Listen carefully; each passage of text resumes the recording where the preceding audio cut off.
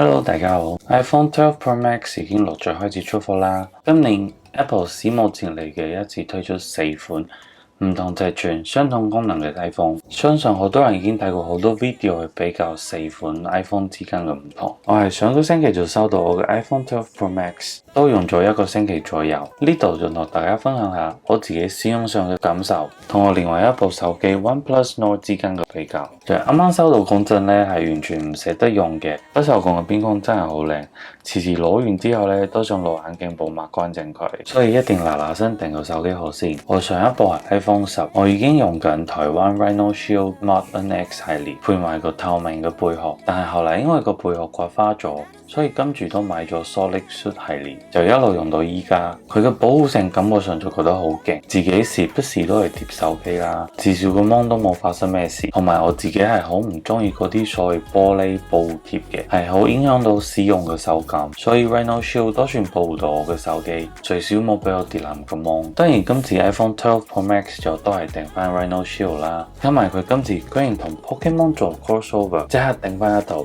連埋 OnePlus Nord 同埋 AirPods Pro， 手機殼入邊係蜂巢狀嘅 buffer， 係可以吸收個衝擊力嘅，本身用料都係食品級嘅 material， 保護到手機之餘都保護到健康。官網本身就有好多自家設計款同埋聯名設計款，仲可以自訂文字圖案嘅設計，好多都係可以寄到香港嘅。咁我自己就係寄到台灣屋企之後先寄過嚟香港，因為 Pokemon 系列咧就有版權嘅問題，係唔可以寄到台灣以外嘅地區。講完個手機殼，相信大家對於 iPhone 除咗 Apple 自家嘅 iOS 系統之外，最 impress 嘅部分咧就係佢相機嘅功能，呢個都係 iPhone 一路以來最自豪嘅部分。今次 iPhone 12 Pro Max 仲加大咗個感光元件，俾 iPhone 係影相嘅時候咧可以更快嘅 catch 到光線同埋影像，相對嚟講畫質同埋細緻都係比 iPhone 12 mini、iPhone 12、iPhone 12 Pro 都會再好啲嘅。大家可以參考下蘋果爹嘅比較 video， 佢已經係好仔細比較過幾隻 iPhone 之間嘅影相效果。不過 Android 一路都係好強勁嘅競爭對手 ，Google Pixel 4 XL 係舊年就證明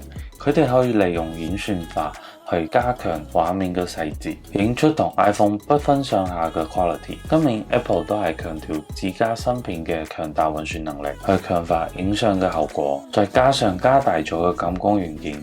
我相信今年 iPhone 都係有唔錯嘅表現嘅。iPhone 12 Pro Max 都要成10,199蚊，唔係普通嘅貴。佢影相嘅效果到底如何？佢今次又有邊啲新功能？我哋就係嚟緊嘅 video 比較俾大家睇下。我會利用 OnePlus Nord 去同 iPhone 12 Pro Max 做比較。在比較之前，先嚟好快講下 OnePlus Nord。OnePlus 係一間深圳公司，開頭係專門出啲平價嘅手機，但係都係盡量塞入啲旗艦手機嘅 hardware。我係開始注意到佢嘅系統係市面上算乾淨嘅，冇太多雜不楞嘅功能，同埋海外版呢就有埋 Google 常用嘅嗰啲 apps。後來佢係美國同埋印度都變咗最平價嘅旗艦級手機，有大嘅容量，8GB 嘅 RAM。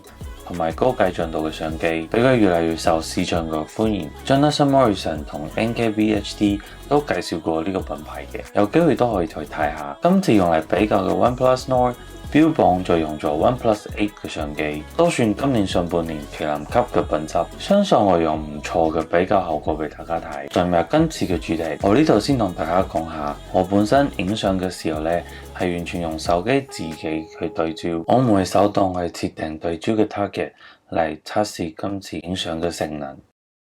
首先比較下兩部機係早上陽光充足嘅表現。其實冇仔細去睇呢，兩部手機係光線充足嘅情況下，效果不分上下。真係要講 iPhone 嘅顏色係豐富少少嘅。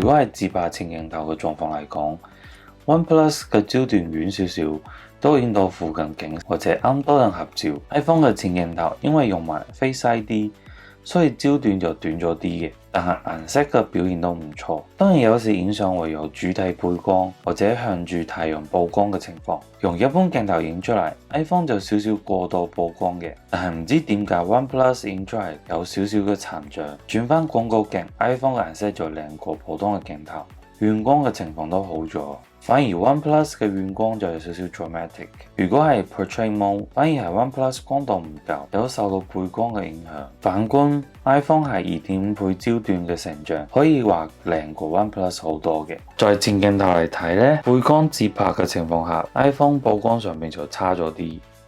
當然都要好好比較下夜拍嘅效果。第一組係透過窗去影出面嘅夜景，我用咗 ULH Mobile 去遮住室內嘅光源，避開多餘嘅反光。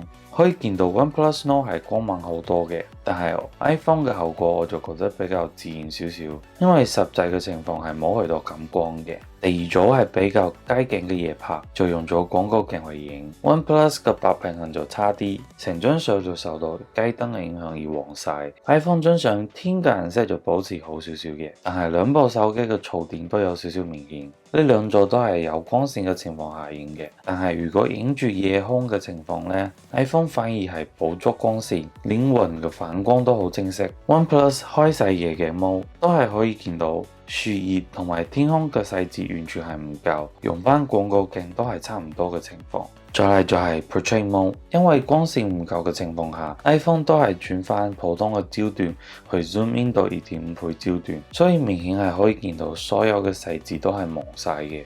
在一般焦段嘅情況下就正常啲，最少有將前景同後景區分開嚟。係 OnePlus 夜晚影 portrait mode 反而就對唔到焦，將背景當作主體。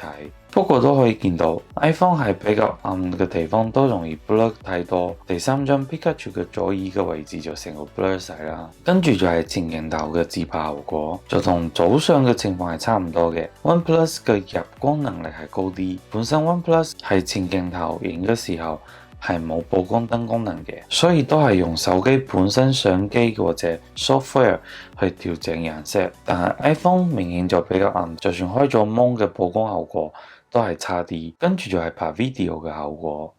我依家係荔枝角公園呢度，咁試緊兩部手機嘅前鏡頭係比較暗嘅地方影出嚟嘅效果係點樣？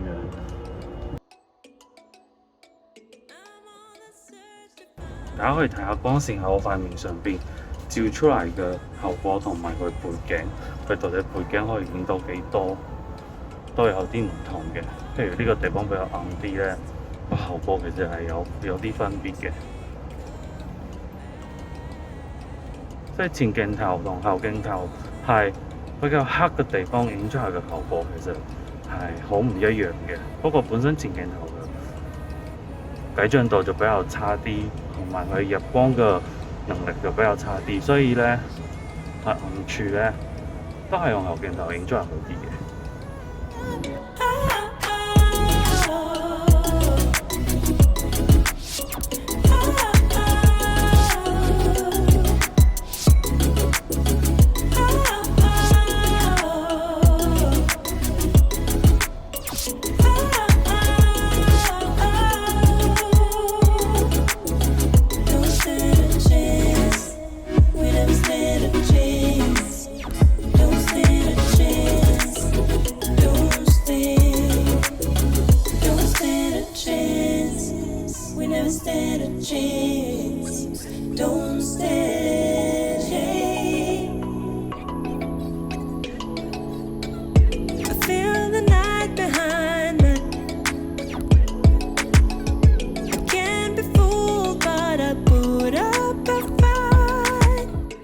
iPhone 今次嘅鏡頭真係表現得幾好，尤其係晚上開埋 Night Mode 嘅結果都係幾驚喜嘅。反觀係 OnePlus，佢嘅前鏡頭就好過 iPhone 嘅。如果中意自拍嘅 user 咧，就要好好考慮下要點樣去使用。如果用 iPhone，分分鐘次次都要重新設定過曝光同埋對焦，或者要準備個燈仔隨時係曝光嘅。講翻個 video，iPhone 今次嘅手機防手震嘅功能，我就覺得好勁，感覺上咧差唔多去到 GoPro Hero 9咁勁。我本身拍 video 嘅時候咧係完全冇使用任何嘅穩定器，就係使用普通嘅雙手機嘅支架，完全係用 iPhone 12 Pro Max 本身嘅防手震功能。對於我 iPhone 10係升級到 iPhone 12 Pro Max 齋相機嚟講就升級咗好多，當然電池嘅容量都加大咗，但係對於 iPhone 11 Pro Max 嘅人嚟講，可能就冇咁明顯嘅分別。當然影相唔一定要用到 iPhone 嘅，但係 Apple 嘅 Ecosystem 咧全年使用上邊真係好方便。我都係再做多個 video 嚟介